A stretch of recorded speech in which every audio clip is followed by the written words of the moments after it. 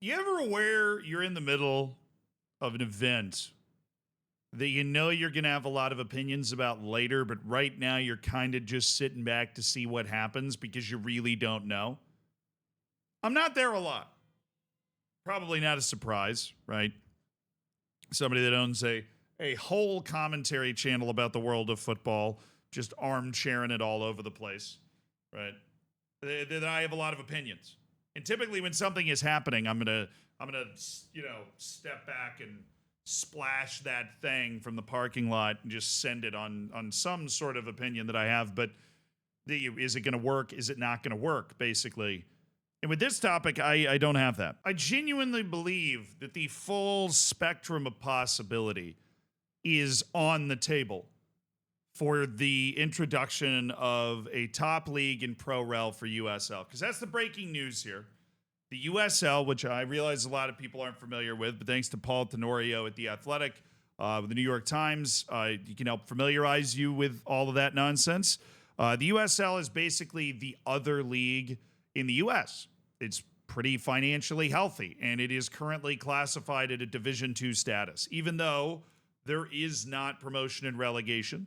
And even though MLS would like to murder every other football league in the U.S. in the cradle, MLS is never going to be able to get to every market that deserves a football club in just one league. And basically, the way that it's been designed with MLS so far in mind, that's how they've thought about doing it. But the U.S. is so large, there's so many different communities. If you ever want to give kids the opportunity to play, people the opportunity to watch professional football in communities that can support professional football, you're going to need kind of another league in there. And the USL has been that. It's got a lot of clubs that are quite historic, right? It's been around for a long time. And now it has the USL Championship and USL League One, kind of modeled after the English shape. They don't have Pro Rel between them yet, but it's always been rumored as they slowly built out a healthy ecosystem. But they've never had, or at least not for a long time, a top league that is going to compete with MLS, right? And then fairly recently, in one of my big American footballing news announcements, USL came out and said that it wanted to put together a top league. It announced its intention to build a league that met the U.S. Federation's criteria for a Division I professional league.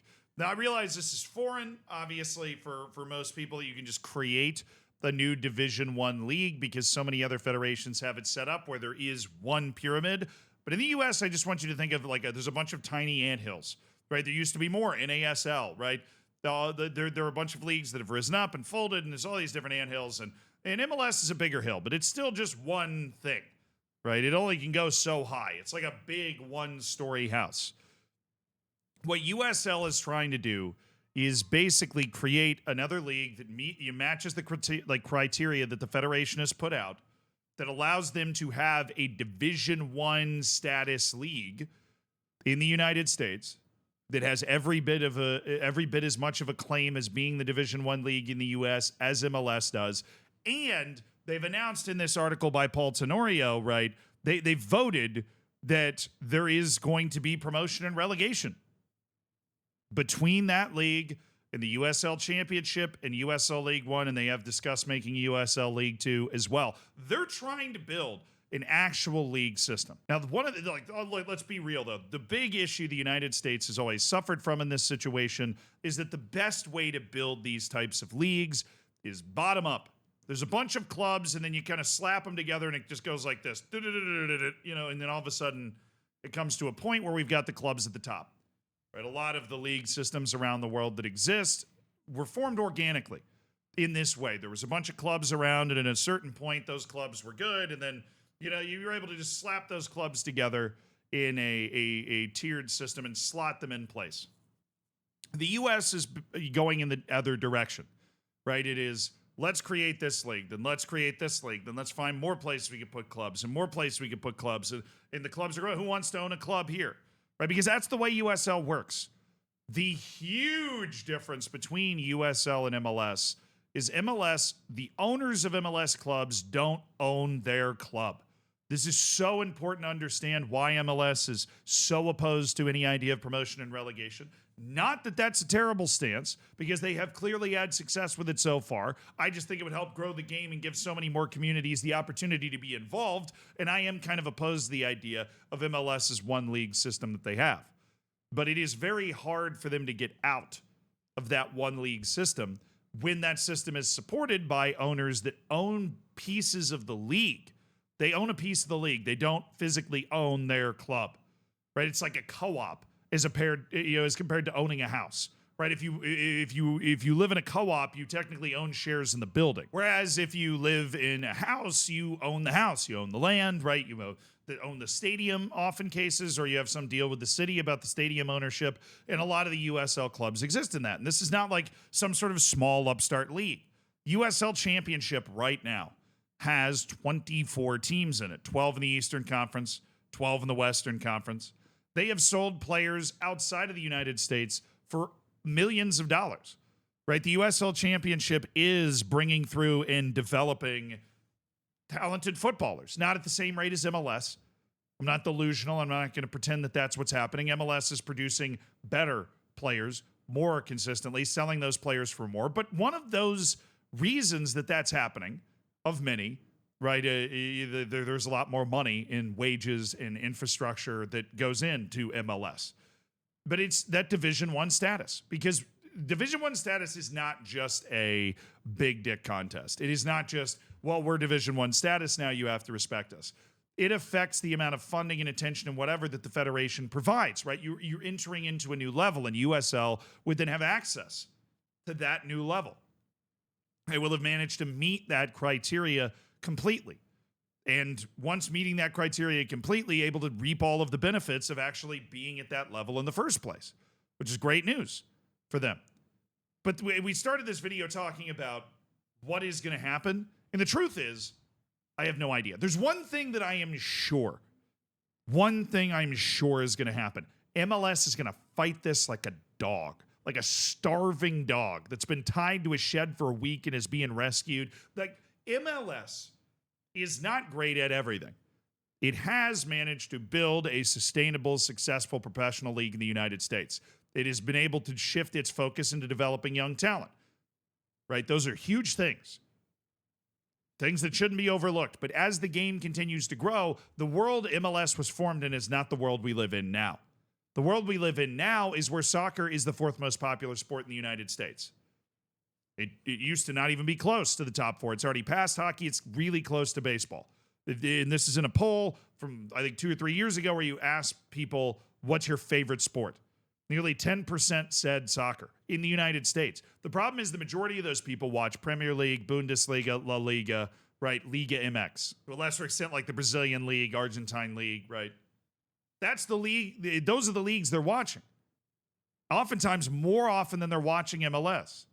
How are you able to then appeal to that large collection of people that didn't exist in such large numbers when MLS was started? MLS was started with its goal to try and bring soccer to an American audience. What happens now that soccer's been brought to an American audience?